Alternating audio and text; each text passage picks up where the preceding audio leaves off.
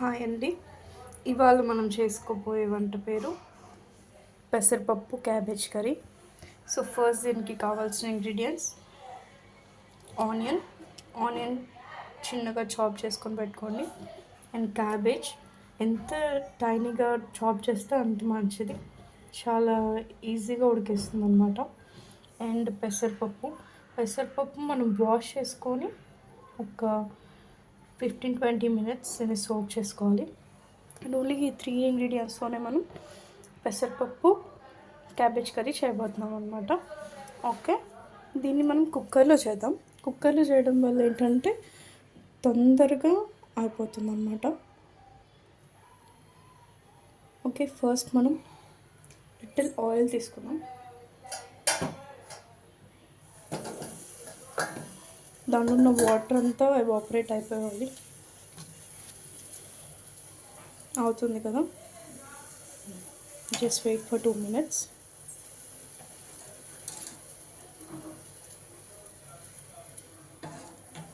కొంచెం ఫ్లేమ్ ఎక్కువ చేసుకుంటే త్వరగా వాటర్ ఎవాపరేట్ అయిపోతుందండి. ఓకే,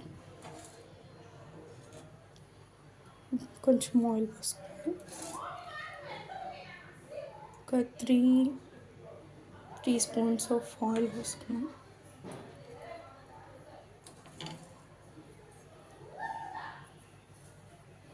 అది కొంచెం హీట్ అవ్వనివ్వాలి.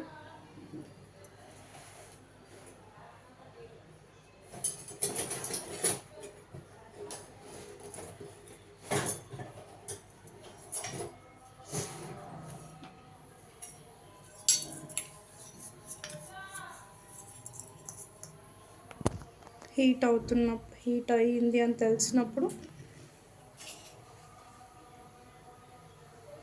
ఫస్ట్ మనం ఆనియన్స్ వేసేసుకుందాం.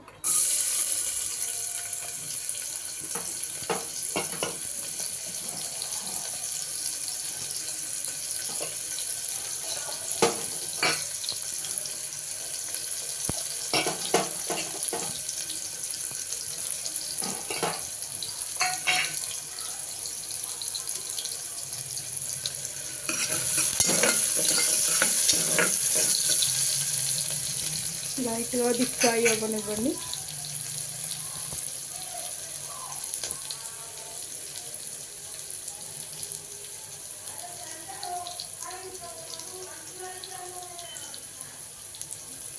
ఇది ఫ్రై అవుతున్నప్పుడే మనం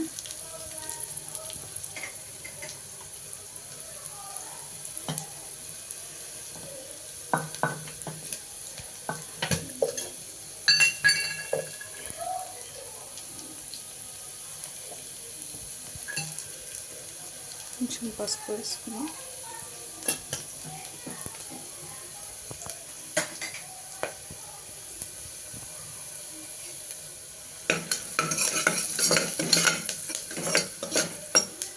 మనం యాక్చువల్గా ఆనియన్స్ ఎక్కువ వేయలేదు కాబట్టి త్వరగా అనిపిస్తుందండి. సో మనం ఫ్లేమ్ కొంచెం సిమ్ చేసేసుకొని అల్లం వెల్లుల్లి పేస్ట్ వేసుకోవాలి.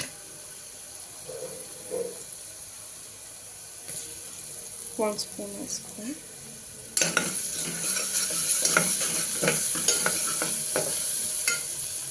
వన్స్ అది కొద్దిగా పచ్చి స్మెల్ అనేది పోగానే ఒక 2-3 seconds అంతే. ఎక్కువ వెయిట్ చేస్తే మళ్ళీ అడగంటుంది. ఇప్పుడు ఏం చేద్దామంటే మనం నానబెట్టుకున్న పెసరపప్పు ఉంది కదా, మొత్తం వాటర్ చల్లేసుకుందాం. వాటర్ అంతా చల్లేసి ఏంటంటే దీనిలో మనం ఆల్రెడీ మంచి వాటర్ వేసుకున్నాం కాబట్టి ఈ పెసరపప్పు అంతా దీనిలో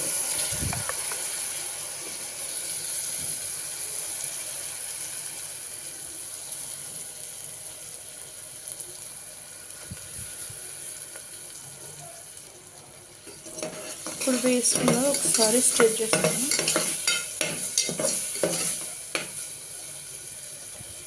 ఓకే, ఇది లైట్గా కుక్ అవ్వనివ్వాలి. మన కుక్కర్ క్యాప్ అనేది క్లోజ్ చేయకుండా జస్ట్ ఇలా క్రాస్గా పెట్టేసుకోండి. ఒక 5 minutes అవ్వగానే మనం ఇది ఓపెన్ చేసి ఒక్కసారి కలిపేసుకుంటామండి. ఎందుకంటే మనం వాటర్ పోయలేదు కాబట్టి అది అడగంటే ఛాన్సెస్ ఉంటాయి. సో నెక్స్ట్ మనం క్యాబేజ్ వేసేసుకున్నాం. దీనిలో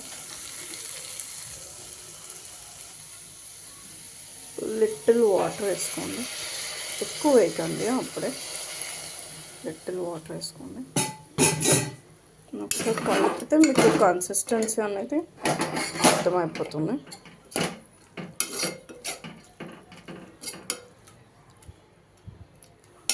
దెన్ ఇక్కడ మీరు లిటిల్ సాల్ట్ యాడ్ చేసుకోవాలి. సాల్ట్ యాడ్ చేసుకోవడం వల్ల మనకి ఎంత త్వరగా వేగుతుంది అన్నమాట. సో నేను మా టేస్ట్కి బట్టి నేను సాల్ట్ వేసేసుకున్నాను. నేను ఇప్పుడు ఇందాకలాగే సేమ్ కుక్కర్ మీద నార్మల్గా క్లోజ్ చేసాను. ఒక 5 minutes అయిందండి. ఇప్పుడు నేను కుక్కర్ని ఓపెన్ చేస్తున్నాను. చూడండి, లైట్గా వాటర్ బాయిల్ అవుతున్నాయి. సో ఇప్పుడు మన టేస్ట్కి తగ్గట్టు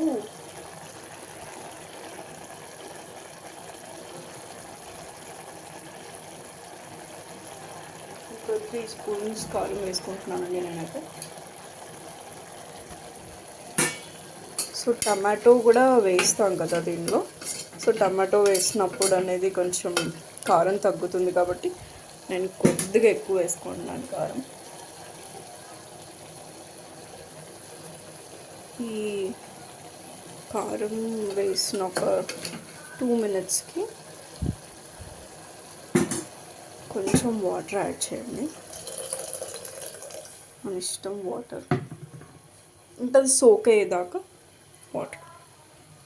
నెక్స్ట్ ఒక 1 tomato చాప్ చేసుకొని యాడ్ చేసుకున్నాను.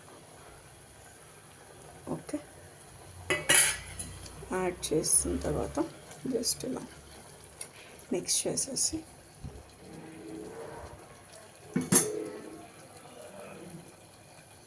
ఇప్పుడు మనం దీనికి విజిల్ పెట్టాలి.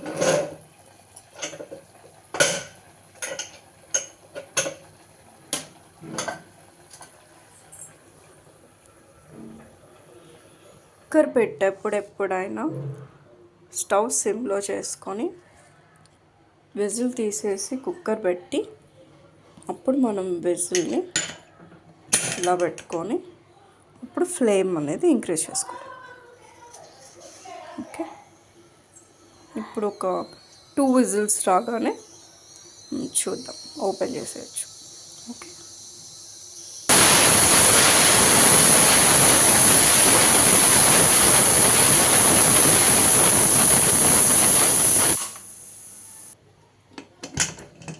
ఇప్పుడు మనం కుక్కర్ ఓపెన్ చేసి చూద్దాం.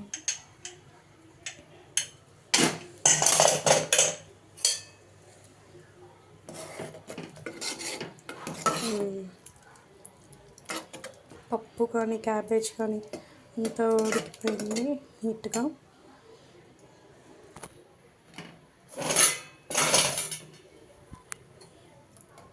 ఇప్పుడు ఇది ఒక బౌల్లోకి సర్వ్ చేసుకున్నాం.